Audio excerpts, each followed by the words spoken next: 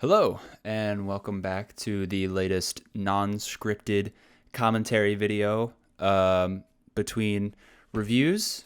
There's not a lot of comments on the videos today, so I'm just going to jump straight into the topic of discussion. And I wanted to talk a little bit today about movie adaptations of video games. Now, last weekend I saw Sonic 2 in theaters, and I had a lot of fun. A quick review. I thought I had fun overall. It wasn't like crazy or anything to me. There were some really cool moments. As someone who, as a Sonic fan, really, I liked a lot of the references. Um, it was there were some funny moments. There were also some not so funny moments. Um, I think like in terms of writing, it was kind of hit and miss with me. The CGI was like all over the place. There's some really good, some really bad, and that's kind of how I feel about the movie as a whole. Like in general, I liked the movie. I had a good time. I thought the ending was great, and I'm excited for the third one.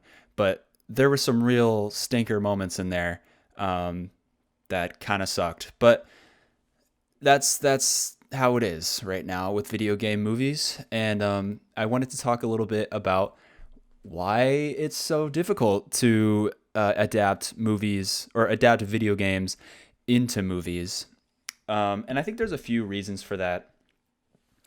One of the main thing I wanted to bring up for that is that when you're adapting a video game versus adapting a book or a play or something, I feel like there's a fundamentally different interaction going on with a video game versus a movie or a book or a play. And that is agency. And this is something that, in my opinion, is why a lot of video game movies kind of just flop. They're bad. It's because they don't account for the real fundamental difference in the interaction with the audience. Now, with a movie, you're watching a movie, you're watching characters on screen. It's a passive interaction, right? You may connect with the characters, but if you scream at the television or at the movie screen, the characters aren't going to react to what you say. But in a video game, you can press a button and the character will do an action. That is a fundamentally different interaction, because you have agency. And why I think a lot of video game movies struggle is because it's really hard to take agency away from your audience and still have a positive reaction.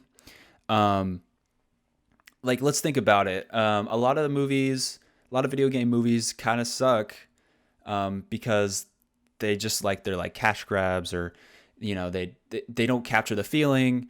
They might have the same characters, the same setting, all that stuff, but even still, a lot of fans of video game movies don't really like those movies. Um, and that's because I think that they don't really capture the feeling of those games. And I do think that's where a lot of the more successful video game movies succeed. I think that's kind of the main idea there, beyond like the baseline, like having a good script and cinematography and all that stuff. Because a good movie should have all that. And if a video game movie doesn't have that, it's not going to be a good movie in general, regardless of whether it does a good job at adapting the source material, which is what we're talking about. Um, but when you take into account the interactive nature, that's where you can really connect with the audience, even if you're taking away their agency. And for Sonic, as an example, I think what they do well is that they capture the feeling of a Sonic game while telling its own story. Um, when I play Sonic games, the general attitude I get is lighthearted fun. Some games are better at that than others, but lighthearted fun, action, a little bit of drama, um, and yeah, and that sense of octane, like fun, right? And I think the Sonic movies do a decent job of that. Um, some are, there are some moments in those movies that are better than others, but the personality of the characters, I think, spot on. There are a lot of good action sequences in those movies that really capture, like, if I were playing this as a game, like, yeah, I'd be like they captured like Ice Cap Zone in the second movie pretty well, I think. They made it turn it into an action sequence, and I think it worked. Um, so when you capture the broad feeling, you can still engage with your audience, even if you're taking away control from a would-be player. And I think that's where some succeed and where others don't, is they miss those steps. Um, and you can even have the general feeling of a game, but miss like the personality of the characters, or character interactions, or general plot. Like, this isn't how this would work, you know? I feel like Uncharted might be a good example of that. I haven't seen it myself. I've seen the trailers, seen a bunch of reviews on it, and my friends were telling me about it. But like, regardless of how good the action sequences were and all that, and like how that relates to Uncharted, who imagined Tom Holland as Nathan Drake? I would be surprised if anyone like really thought that was a good casting choice as a fan of the games. Like, if you're in Hollywood and you're like, let's get a good actor to do this lead role who can really play it well, sure, right? Tom Holland, fine. But when you're trying to get Nathan Drake from the video games and turn that into a character for the silver screen, Tom Holland, I don't know.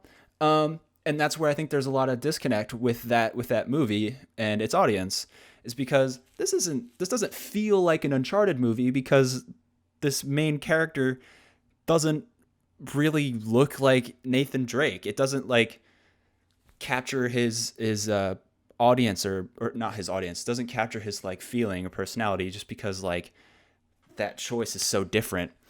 Now, some movies can turn this into a good thing, and they can say, okay, we see you source material. We might capture some elements from the games, but we're going to go in our own direction. Like Detective Pikachu, right? You have the general world of Pokemon, with trainers and Pokeballs and all these different species, but they said, okay, we're going to try to turn this into a more real world. Like, how would these Pokemon interact with the environment? How would this work if we tried to give them more realistic visuals and interact with real humans instead of like anime cartoon characters? And I think that sort of worked. Yeah, Pokemon or Detective Pikachu isn't a great movie, but I think on that aspect it worked. And then in the main plot, it went with its own thing. It didn't use Ash or Misty or what's his name, like Gary or Professor Oak or anything. Like, it went with its own different plot, but it still kind of had that like Pokemon essence, which is the actual creatures and their interactions with trainers in the world. That kind of worked. And that might not have worked as well for Uncharted. It might not work for other video game movies as well. And that's just kind of how I feel about video game movies adaptations. What did I just say? That's how I feel about video game adaptations into movies. They're very tricky, and you need to be very careful with keeping that feeling alive, regardless of how far you take it from the source material. If you're going to call it a Sonic movie, a Pokemon movie, a Metal Gear, Uncharted, you need to have something from the original, right? Not just like the costumes and like plot, some plot points. Like, it has to be a feeling, and that's hard to describe. But I think if you're a creative, like, what I mean. The elements that go into capturing that. and it's tricky, and it depends on what game you're adapting. Like some games, it might be easier to just take the script and change some things. I think that's kind of where the Metal Gear movie is gonna go, in my opinion. We haven't heard much of that, and it's been in development forever, if it'll ever come out. But if I were to make a Metal Gear movie, I wouldn't change too much about the story. I would make it more concise, and that would be pretty much it. Because Metal Gear is really a movie, in my opinion, a movie with game elements that kind of support the plot, right? Um, Whereas Pokemon is a game with like some plot elements. So you have to approach different games differently. Excuse me. And so when you're tackling adaptations of video games, it's situational, it's very tricky. And I hope that now that we've seen some successful video game movies, we can get a better grasp of those difficulties, and people or filmmakers can be a little more confident about adapting video games. And I'm excited to see the future of video games as movies. So let me know what you think. And the next review is going to be the N64. And I will see you then. Have a good day.